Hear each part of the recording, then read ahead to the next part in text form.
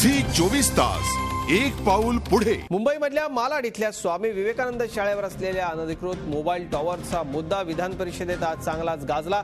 आमदार विद्या चव्हाण यांनी या संदर्भातली लक्षवेधीची सूचना मांडली आहे। झी मीडियानं 5 महिन्यांपूर्वी हे वृत्त दाखवलं होतं, याचा योग्य तो पाठपुरावा देखील केला होता। शाळेवरती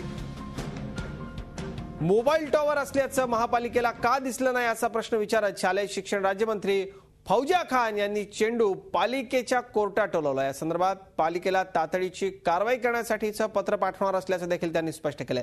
शालेय शिक्षण मंत्री राजेंद्र दर्डा यांनीही मुंबई महापालिका आयुक्तांना बोलावून सूचना देण्यात येतील असं सभागृहात सांगितलंय।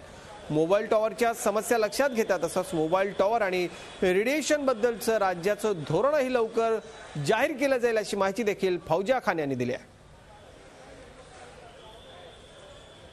मोबाईल टॉवर्सच्या बाबतीत हा सगळा जे इश्यू आहे ते सबज्युडिस्ड आहे। आज कोर्टाचा स्टे आहे त्याच्यावरती, पण तरीसुद्धा मुंबई म्युनिसिपल कॉर्पोरेशननी याच्यावरती अधिक लक्ष देऊन ते हे हाताळावं या पद्धतीचे आदेश राज्य शासनाकडून त्यांना देण्यात येईल।